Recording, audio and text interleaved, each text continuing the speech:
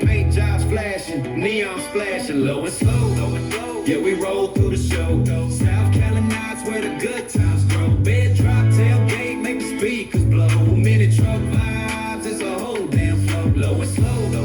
Yeah, we roll through the show. South Carolina's where the good times grow. Bed drop, tailgate, make the speakers blow. Mini truck vibes, it's a whole damn flow. Hell yeah, it's about that time. 96.1 styling. It is Tailgate Magazine Tuesday. Every Tuesday is Tailgate Magazine Tuesday.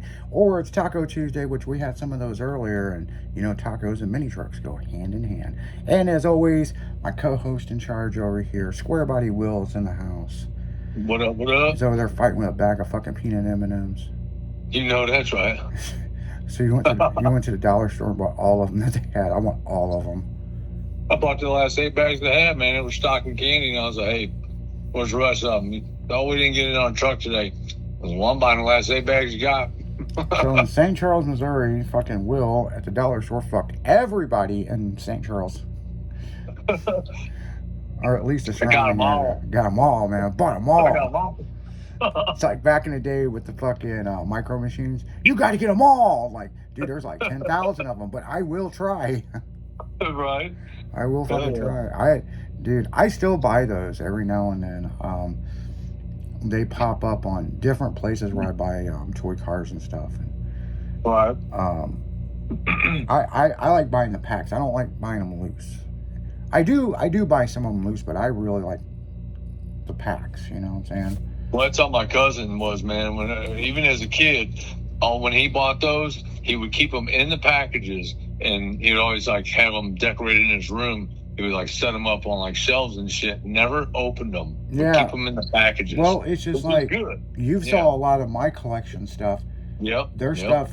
I buy shit in threes. Right. So, like, let's say a Round 2 or a Hot Wheels or anything like that, you know? I try to buy it in threes because, one, I try to keep a full set. Two, I like to have spares in case, you know, maybe trading somebody. And one of them, whichever the package is, and you can always find fucked up packages. Right. I'll open that motherfucker up and I've got a display case. But my display case stuff, I kind of have backed off that because some of these cars I found are so damn rare. It's like with cartooned, you know, I collect cartooned, and I said at the 10th edition I was gonna stop. Yeah. But now we're on like I think the 14th edition, and I'm still getting them. Yeah, I need to know. I work with those guys, you know, and I can't. Here's the thing, need to know. I've did some designs for them and stuff. Mm-hmm. I don't get freebies, you know what I'm saying? I mean, sometimes I do, but not really. So, you know, the way that Big Lou's got it set up, I mean, you got to go out and collect the shit. Yeah. You know what I'm saying? I mean, you know, he gets the prototype stuff in, but like the actual stuff, they don't really warehouse. I mean, they do warehouse it, but not where he's can just walk out and grab one and mail it to me, you know? Right. Yeah. So it's like when they did Orangey, my truck, it took forever for, like, I got the prototype of it, and that's cool, but like the actual one that went to Europe and they released it in Europe first, I got 2 of those, and I only got one from the manufacturer, and somebody mailed me one. So, so it's just kind of, you know, it is what it is, you know. So, you know, I mean, you know, we've got a line of toys we're working right now, and that won't come out for a while. I mean, people think that you can just do this like the next day, and you know, it'd be nice, but you know, not how it works. We've been working on this stuff for quite a while, and so. You know, it just shit takes time, you know what I'm saying? But when we do have them, they're going to go quick. Because a lot of the shit that we've designed and come up with, I mean, it's just tits, man. I mean, it's fucking nice shit, man. So, a lot of extra attention to detail. And I just didn't want to put something out with our name on it that, you know, I could have went to like Round 2 or went to like Green Light or something and said, hey, I want 10,000 of these, and you know, and I want it to look like this, and just send it, you know what I'm saying? No, I wanted something that the collectors would want and be proud of, you know? Oh, absolutely. So, I mean, Yeah, if you're gonna do it, man, you gotta do it right. You know, that's how I am. yeah, it's like right now we're working on model car kits, and Yeah. you know, everybody's like, when are they coming out? We're 3D printing these motherfuckers daily. So when we're ready, you'll know, and they will sell fast. But I don't want to sell something that. See, that's where people get fucked up, man. They put out this cool design and then they take pre-orders for it. Then they spend the next year trying to catch up on orders. I'd rather have it in and have it planned out on how we're doing it. Yeah, especially if your name's on it. You know, I want my shit to be quality, because they don't make shit anymore nowadays that's worth the fuck. Yeah. You know, I want my shit to be right. Yeah, and that's kind of the way I feel about it, you know. And Absolutely. so it's like, you know, if you're gonna do something cool, do something cool. Don't half-ass it. I see so much half-ass shit, but then again, I see so much good quality stuff too. Well, there's still some out there, but There's not still some enough. out there. Yeah. You know, and that's the ultimate. I mean, people can sit there and say, man, I made it into Tailgate magazine. Man, I made it into cover. I made the centerfold. But you ain't. That's good. That's good. But man, the ultimate is to get the toy made that every kid in the world can play with. Exactly. You know, that's the ultimate. And so. And then it lasts. It doesn't break in a week or a day or an hour. Well, and that's one thing with us 3D printing. I mean, we bought a 3D printer years ago. And I wouldn't say it was, well, I mean, yeah, I guess it was several years back. And we never opened it up because we had somebody that was working for us that was learning on how to operate this thing. And the other fucking sense is, we had 3 years of designs that we did. You know? Right. And so now we got this 3D printer, and then we bought a smaller printer so he could learn. And, well, unfortunately, that relationship and business had to end. I mean, you know, it wasn't that he took another job, he was fired. And for good reasons. And the thing is, we don't hold a grudge. I mean, we wish him the best of luck on whatever the fuck he's doing now. He's a storm chaser or thinks he's going to fight a tornado or something. I don't know. Fuck, man, I could care less. I just think some of the fucking shit's funny, but you know, he's out there doing it, and that's cool. On the other sense, you know, you got other people. I mean, there's somebody recently left our car club mainly because I wouldn't give him my 3D printer. Yeah. Because they're a little whiny cry fucking bitch, and it's like, dude, we're glad you're gone. But in the same sense, you can't stop running their fucking mouth. And it's gone, but he's not. Yeah, it's like, riddle me this. You left the fucking club and you're gone, but then He's still lingering and causing fucking trouble. Yeah, the whole thing was, this is what drama free is like. He scrapes his logo. But you're the one causing the drama. Us, on the other hand, we're out doing shows and out doing shit and having fun. You know?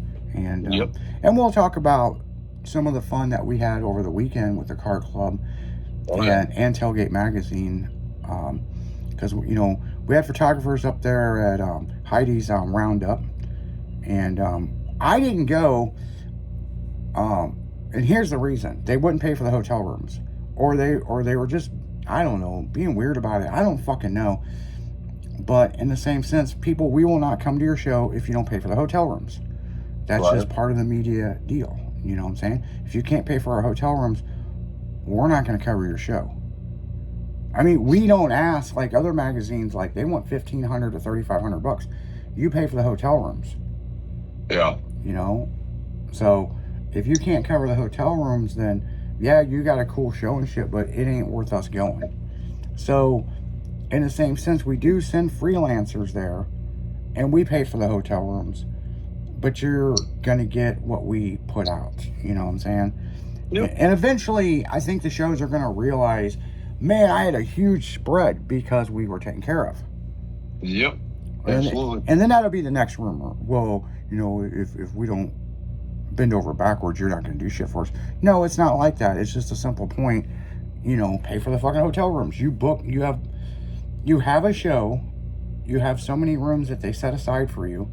And if you can't give media people, you know, hotel rooms, then it's not worth us going. Right. But if we have a photographer in the area that's a freelance guy, then he's going to go there. He's going to make his money because we pay our photographers. Yes, we do. We pay our photographers, and now all the content that they submit that we're going to use, they get paid for. So, you know, none of this fucking bullshit I've seen with other people. I do it for the love of it. I do it, man. This is 2026, man. People's got to get paid. Exactly. You know, especially nowadays, man.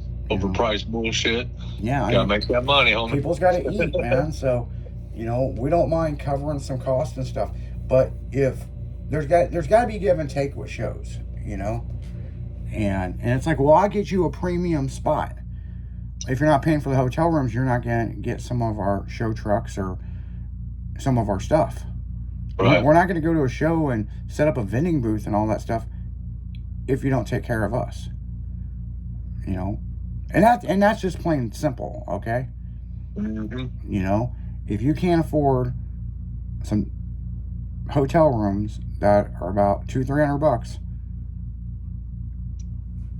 then it is what it is. You know what I'm saying? Right. You know, but then everybody's like, well, so-and-so's magazine will come for free. Okay. Good for them. If we have a photographer in the area, we will send them. Now, most of the shows, I will tell you this, the show coverage that you're going to see in Tailgate, everybody, I'll tell you right now, everybody paid for hotel rooms except one. And there's a reason why they didn't pay. The entire town was booked out. The closest hotel was 30 minutes away. We sent a staff photographer that just so happened was staying with his car club at Airbnb. So it all worked out. Yeah. Now, let me tell you about this show that didn't pay. Before the photographer left, right after trophies, I'm not gonna say what show it was. The owner that ran the show come up and gave our staff photographer $300 for the hotel. And you know what that photographer did? He cashed apped it to the fucking in-play publications. Out of respect, he could have kept it. He could have never told us about it. But out of respect, he sent it to us because that was part of the deal. So technically, everybody that's in Tailgate and High Beams coming up, every show coverage has paid for hotel rooms. Yeah. So, fun fact, if a show is catering to another magazine and they don't want to pay, okay. Ain't bothering us. You know? So it is what it is. It's not a competition with us and anybody else. We are who we are. We are Tailgate and High Beams magazine that is owned by In Play Publications. So, with that said, we're going right into the music because it's Tailgate Tuesday. 96.1 Styling. We'll be right back.